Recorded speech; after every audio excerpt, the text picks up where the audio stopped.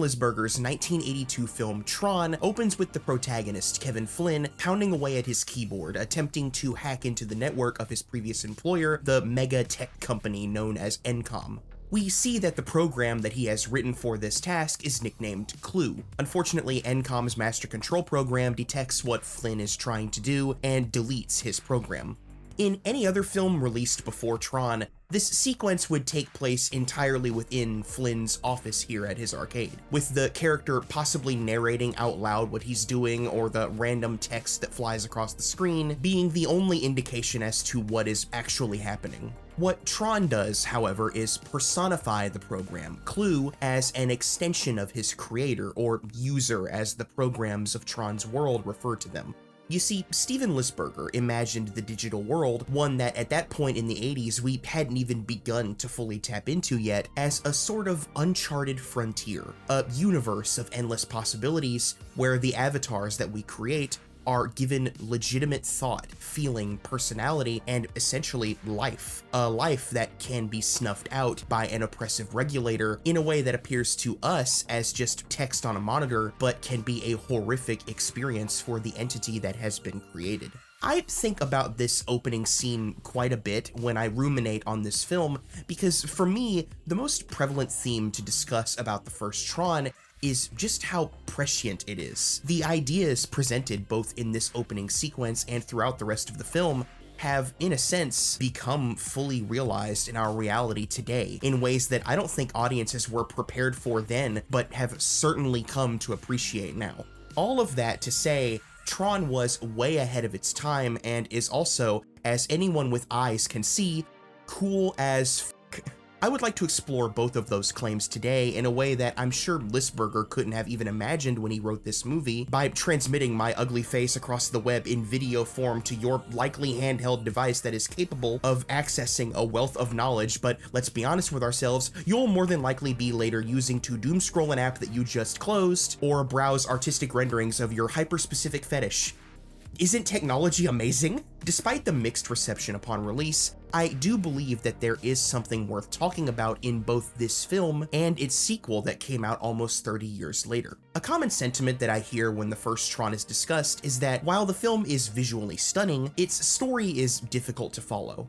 If I put myself into the headspace of the average moviegoer in 1982, this response makes a lot of sense. Keep in mind that the most technologically advanced item that most people had in their homes at this point that wasn't a fucking microwave was an Atari 2600 with games that looked like this. To see anything more advanced than that, you had to travel to the arcade or be at the forefront of the development of computer systems. This was a time when the future we know now still seemed more fiction than science. Because of this, the world that Steven Lisberger imagined, tried to realize for the masses, seemed daunting. The programming language spouted by the characters is immediately understood, with no audience surrogate around for it to be dumbed down for.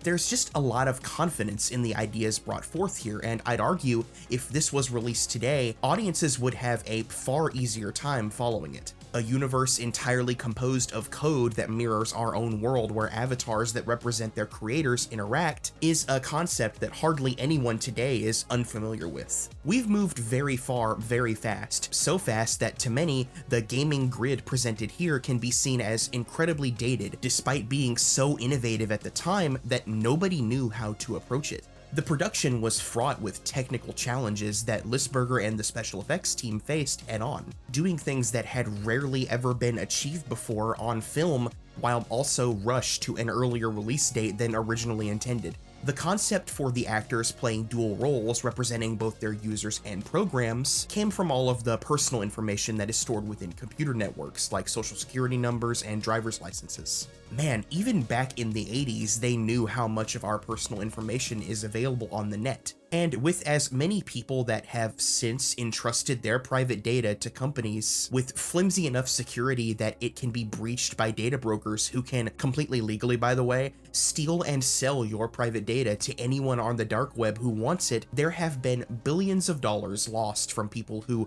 probably thought that their information was secure. Luckily, with my sponsor Aura, I no longer have to worry about that, and neither do you. If you sign up for Aura, they will constantly monitor the internet for any of your information that may be in the wrong hands, and will quickly alert you should it be found in the clutches of greedy brokers so that you can take care of it.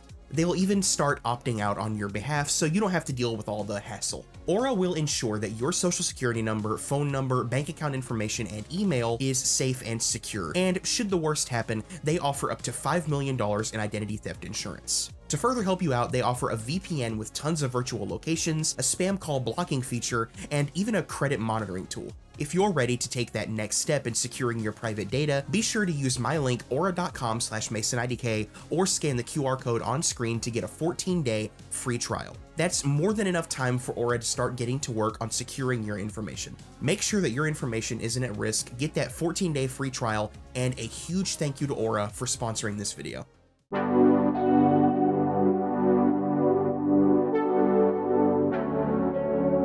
Part of the fun of looking back on Tron is observing the optimism with which it approaches the coming digital frontier. Concepts that we hadn't even begun to tap into yet are looked upon with a glee that is infectious. Yes, the gaming grid is run by an authoritative figure, but the characters fight for an idea that exists beyond that. A world with boundless creative potential that we have to stop from being overrun by the familiar corporate entities that have consumed our actual reality. With how stylized the grid is, it's easy to forget that the real world is also painted in a way that comes across as imprisoning. The offices of Encom are enhanced by a matte-painted, almost impossibly large amount of cubicles that appear as prison cells, not unlike the ones that the programs are imprisoned in by the MCP. Dillinger's office is cold and uninviting as he conspires with the MCP to safeguard the stolen secrets that make the grid so special from even the very people who designed it, sealing away this world behind a giant metal door.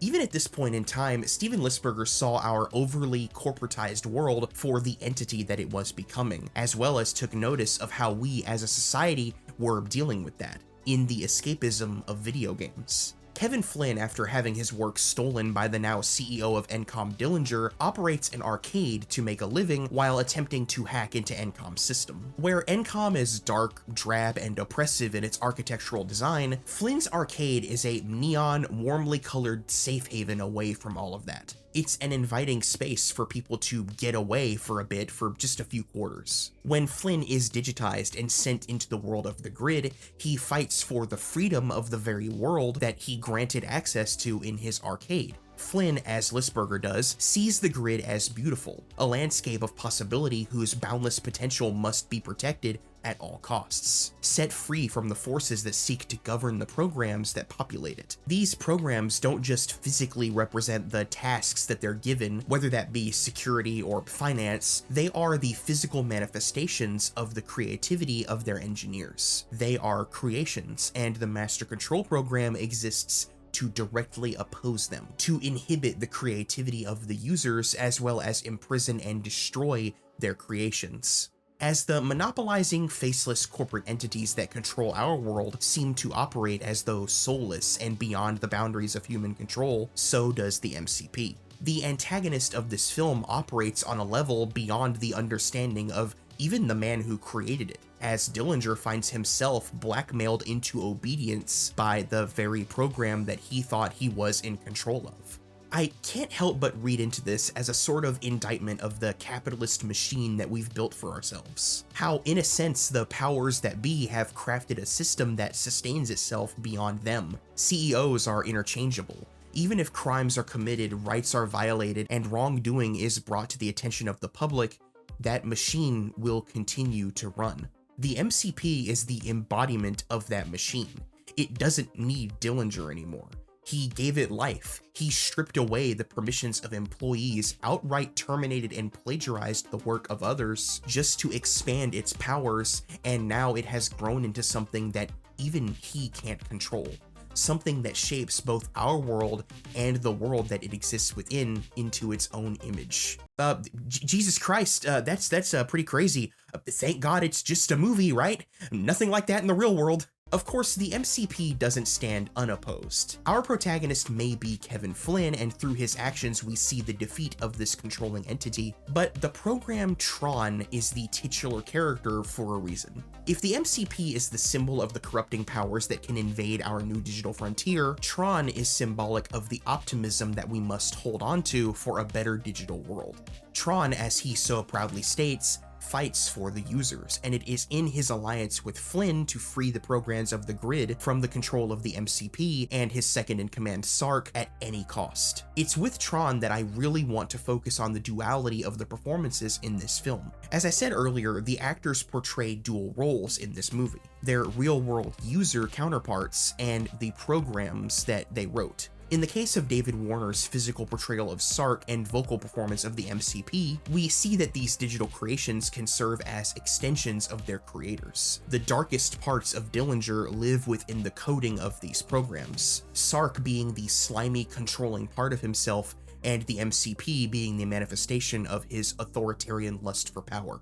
In contrast, Tron represents the best parts of his user, Alan. He is brave, skilled, and above all else, righteous. Embedded within him is the belief of the freedom of this system, and he will fight tooth and nail for it. The alliance of Flynn and Tron is the core of the themes of the film. How, if we want to create a better world within this new space, we not only have to oppose the entities that seek to control it, as they do in the real world, but we must write that opposition into the very code of the world that we create. Our creations must be the best parts of ourselves, the outward projections of our internal beliefs. Once the power to create is in our hands, we have to determine just how we're going to use it. For many in our current reality, the idea of coding, designing, writing software, the desire to create in a digital space came from entertainment. There's a reason why the aesthetic of Tron is designed to resemble the arcade and home console video games of the time. For many of that past reality, early gaming was their first glimpse into this kind of creation. Many a computer nerd was born after a visit to the arcade, and many of the concepts that we now see as commonplace, AI algorithms, digital avatars, user interface, all came from gaming. It all starts with entertainment, man. Encom, among many other things, developed arcade games. It's crazy how much this film not only predicted, but innovated. Obviously, you can't talk about Tron without discussing the CGI. While a lot of the film was actually created using sets, matte paintings, and rotoscoping, the most striking visuals that are remembered by many who actually saw it in theaters upon release are those that were created using computers. Every once in a while, there has to be a work of art that takes the risk on a new technology in order to create a world that nobody has ever seen before, and I'd argue, since. Even when discussing the sequel to this very film, there's still really nothing quite like the original Tron. The angular, primitive designs feel like a universe just beginning to burst to life. Tanks, ships, and light cycles have this low-poly design, yet burst with neon color to offset the gray offices of Encom. The interiors of these vehicles, though created practically, perfectly match the aesthetic. Visuals created both by traditional and, at the time, groundbreaking means still feel coherent. Nothing stands out like it doesn't belong in this bizarre yet kinda beautiful world. It's a visual feast, and if I may be so bold, is weirdly refreshing with the benefit of hindsight, primarily because of how hard Tron commits to being so unreal. How many CGI landscapes have we become accustomed to now that try so hard to convince us that they're real when we know they're not? When you have the technology before you to craft something beyond that of mere imagination, why do we so consistently use it to try and be realistic? Don't get me wrong, I'm not insulting all of the work that goes into CG nowadays, but I don't get blown away and wrapped up in a magical world as often as I used to anymore. Mainly because there's this obsession with mimicry rather than creation. The CGI of Tron is dated, it's the first of its kind for God's sake, but in a way that makes it more unique to look at. It isn't trying to be high fidelity, it's not concerned with photorealism, and the argument that that's a symptom of that concept being unattainable at the time doesn't hold up to me. This is a movie that's trying to look like the digital worlds that existed in video games of its time, and it nails that aesthetic. The very spirit of the film thrives in an escape from reality, and many artists came together working by hand to make a world unlike any seen before. Considering that this aesthetic has been coming back in a big way because of our love of nostalgia, I'd say that it actually aged a lot better than you'd think. It wasn't trying to be retro, it was just trying to be unique, and many filmmakers now want to replicate this movie when, if they truly understood what it was going for, they would use it as inspiration to go the extra mile and risk doing something truly unseen. It's just cool as hell to look at, totally embracing what it is for the sake of it. Tron isn't just important for its technical innovations, but for how it so eagerly embraced them at a time when many were just unsure of it, even allegedly the Academy. The reason I'm saying this is alleged rather than an actual fact is because I can't find a source from the Academy itself verifying this claim. The only articles I can find are just people repeating this claim, but it is believed that Tron was disqualified from the Oscars for visual effects because computer-generated imagery was seen as cheating at the time. While I can't 100% verify this, the first film to ever receive an Oscar for using CGI was The Abyss in 1989, and the fact that Tron was nominated for multiple awards other than the one that made the most sense does kind of add some credibility to what the first person to make this claim, Joseph Kosinski, stated at a panel. By the way, that panel was for the sequel to Tron that he would be directing, Tron Legacy, and I think it's time that we talk about Legacy for a bit.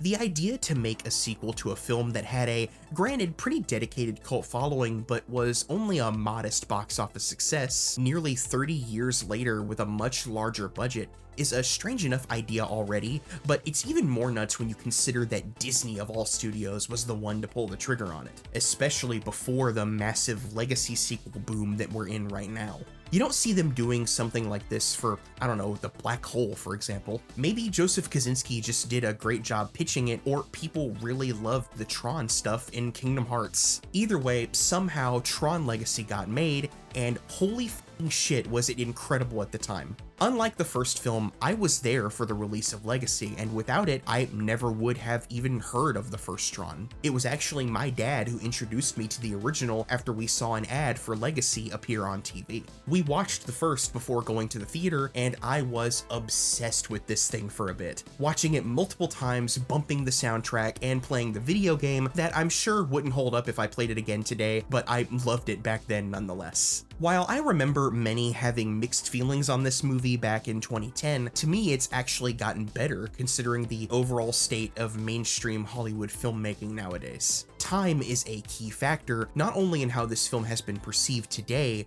but in how Tron Legacy was actually written. Remember that decades had passed since the original, and in that time, technological advances had happened at a rate that I don't think anyone could have predicted. The future that Steven Lisberger had imagined for big tech was no longer imaginary, and this was in 2010.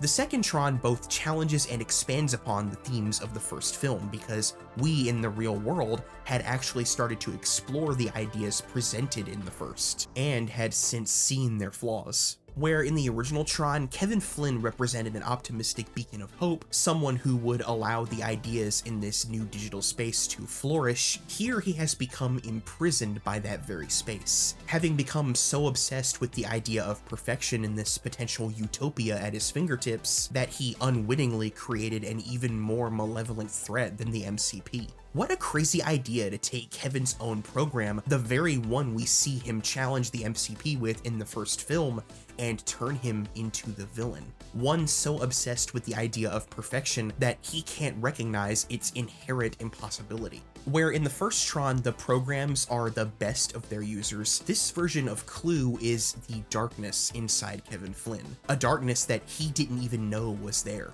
One of the most poignant moments of the film for me is the scene where Kevin watches Clue give an almost identical speech to the one that he gave to the public before disappearing into the grid for decades. In there is a new world. In there is our future. In there. is our destiny. Out there is a new world. Out there is our victory. Out there is our destiny. Flynn is forced to confront the idea that what he sought to assert over the system may have been wrong. Clue couldn't have existed without him. His madness couldn't have taken root without him, even if that madness came from the best of intentions. Of course, for Flynn to eventually confront Clue after years of hiding from him, he would need that push given to him by his son. Sam Flynn, a skilled user himself, now takes on the role that the programs represented in the first. Clue is the worst of Kevin Flynn, and Sam is the best of him. Bright, caring, heroic, and an idealist. Even though with his father gone, he is essentially the heir to Encom, when we first see an adult Sam, he is perfectly happy rebelling against its decisions to prioritize profit over creative freedom. I like the idea that even though a human antagonist like Dillinger is no longer present here, he's instead been replaced by a greedy board of directors. Tron once again being on point with its jabs against corporations. Something about Tron Legacy that I have to applaud is just how confident it is in shaking up the status quo of that first film. While we're so used to the idea of legacy sequels now, this was kind of a new thing at the time, so they didn't have the pressures from a bunch of nerds who think they know how to write a screenplay to cram in a bunch of fan service and not allow their characters to grow, or in some cases, even completely change. Kevin Flynn is responsible for the creation of the villain. Clue is a maniacal dictator. The grid is somehow even more dystopian than before, and most shockingly, look what happened to Tron himself. Tron, the symbol of hope, the titular character, the guy on the poster who stood for all that is good, has been corrupted and transformed into a snarling monster. The Darth Vader to Clue's Emperor, the right hand of evil, in a position that you could never imagine him being in the first. I love that it's kept vague exactly what Clue did to make Tron this way, but what's important is that he managed to get himself into this position by sacrificing himself to save Kevin Flynn, fighting off Clue so that Flynn could escape with Cora. It's in the existence of Cora that I find the most fascinating idea that Tron Legacy brings forward. Cora is the last survivor of the ISOs, beings that weren't created by Flynn for the system, but naturally occurred within it. Something new born of the digital world that Flynn is ecstatic about and Clue is repulsed by, where Flynn sees them as a miracle, something that can change the world outside for good. Clue sees them as a perversion and eradicates them all for the sake of his perfect system, his mania growing to the point of wanting to escape the grid and control the real world. Both Flynn and Clue have similar goals. They both want to leave, to escape and change our reality, one for the better and one for the worse. Cora, being the key to what Flynn considers a new hope for humanity, is herself fascinated by the concept of humanity. She's curious and open-minded, reminding both Sam and Kevin of the beauty within the world they left behind. Things that we take for granted, like the majesty of a sunrise, is something so profound to her that it's all she dreams of seeing someday. It's through Cora that Kevin Flynn learns the ultimate lesson that completes his character arc, and it's in that character arc that we find the legacy of Tron. In his final confrontation with Clue, Flynn shares with him that he has learned that the idea of perfection is unknowable, that it is impossible yet everywhere. It's in the wonders of the real world that occur in ways we have no control over, like the sunrise. It lives within his son, Sam. The same son that he no doubt loved but neglected while obsessing over perfecting the digital world, becoming swept up in its endless possibility and the miracle of the ISOs instead of the miracle that was waiting for him at home every day. Clue doesn't understand this because Flynn didn't understand it. He hadn't yet grown enough as a person to understand his faults, and it is through his interactions with both the programs and creations of the grid as well as his family that he properly examined those faults. The legacy of Tron is that the digital world can be amazing, and we should embrace what it can teach us to fix our own world rather than escape into it, because if we don't fight hard enough for the world that we actually exist in, The same things that are destroying it shall too destroy the ones we create. Tron Legacy is a film not only about self-reflection and the lessons that our creations can teach us, but also sacrifice. By reintegrating Clue back into himself, Kevin saves both Cora and Sam's life at the cost of his own and the resetting of the grid. It is poignant that this grand sacrifice occurs after Tron, reclaiming for just a brief moment who he once was after seeing Flynn again, gives up his own life to save him from Clue, ultimately doing what he was always meant to do and fighting for the users. The film ends on a very hopeful note, one of the possibilities of renewal. Sam taking control of Encom and riding out to show Cora the sunrise for the first time. It's open-ended and kind of beautiful, leaving you with a feeling that there is a chance to start over, both for our world and for the world of the grid. And speaking of the world of the grid, dude, how does one watch a movie that looks like this and not think it's the coolest thing they've ever seen? If you had an issue with the old school look of the original, Legacy, despite itself being 15 years old now, oh my god, still holds up insanely well. It feels like this is what Lisberger and company were striving toward when they made that first movie. Not only a spectacular showcase of how far we've come in terms of visuals,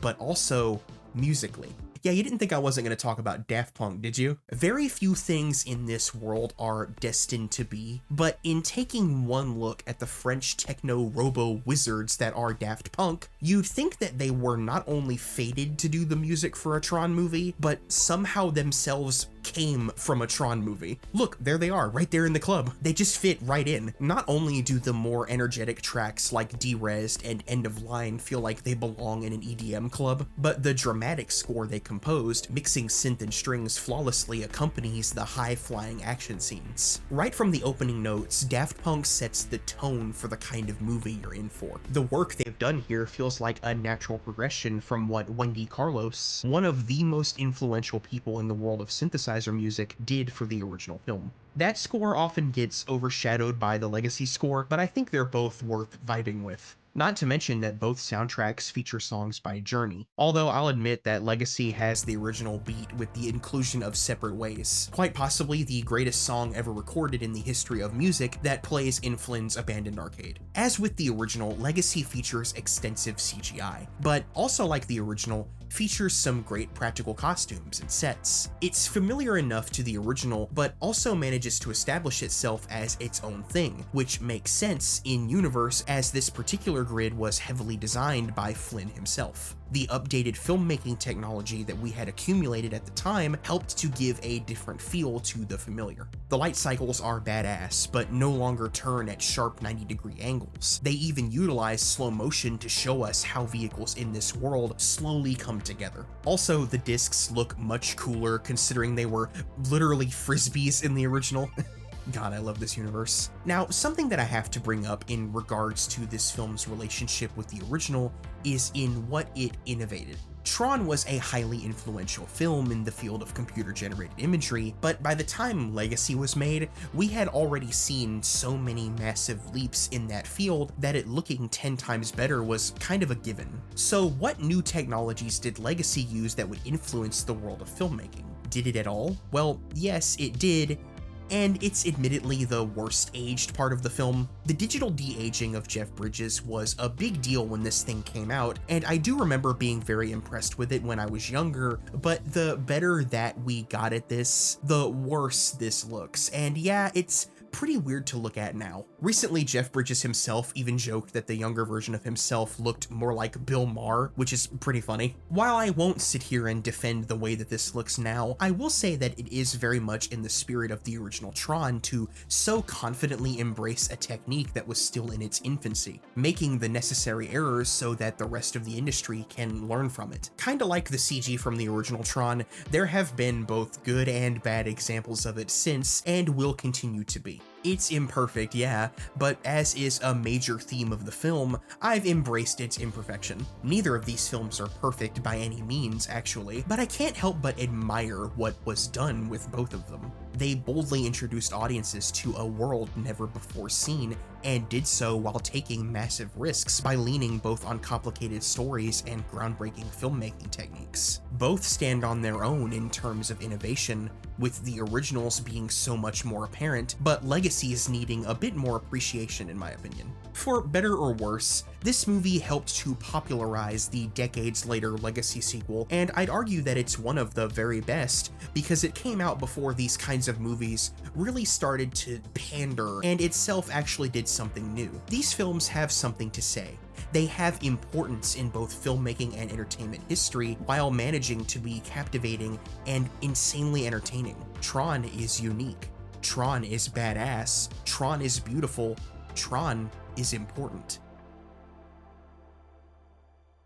So before I end this video, I want to acknowledge that there is a new Tron film releasing this year, and I honestly keep forgetting that it's happening, not only because they haven't released a single teaser for it yet, but because for many years the idea of another Tron sequel was constantly dangled in front of fans, but never really went anywhere, and I have to say I have concerns about Tron Ares. Not only am I concerned over the casting and directing choices, but I'm also just worried about what a Tron sequel in our current day and age will feel like. I simply don't have the faith that this film will reflect in any meaningful way on our current world, which really sucks because there's a lot that has developed since Legacy in the world of big tech, and a smart screenwriter could really use this world to explore that. Generative AI, virtual reality, social media, our digital age is most in need of some serious exploration right now, but the same studio that produced the last two films, that Disney, is no more. The sequels to older properties that they produce now are massive nostalgia fests that want to give you a zombified version of what you love with no real understanding of what made you love that original property in the first place. Nowhere is that more evident than in the return of Jeff Bridges as Kevin Flynn, completely undoing his sacrifice in Legacy. The culmination of his character arc in that emotional, powerful scene no longer means anything because he's alive. Fans want to see more Jeff Bridges, so he's totally fine.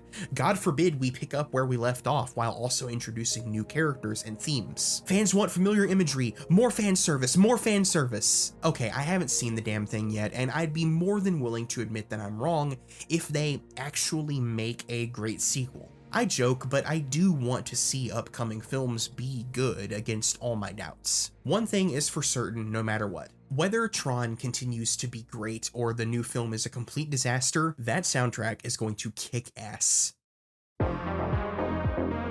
Alright, that's it. I've yapped long enough. Thanks for listening to me go on about Tron for a bit, probably reading too much into it. Whatever you think about what I have to say here, I genuinely do appreciate you taking the time out of your day to watch my channel. If you like what you saw here, I have several more videos that might interest you. If you'd like to support me, I do have a Patreon where you'll get access to my videos early, access to my Discord, and exclusive content that you'll only get by joining. Whether you choose to join the Patreon or just subscribe to the channel so you can see when my next video drops, I really do appreciate you just sticking around and watching. Big shout out to all the patrons listed here and to my executive producer patrons, Lapis Lazuli VA and Lizard Gang.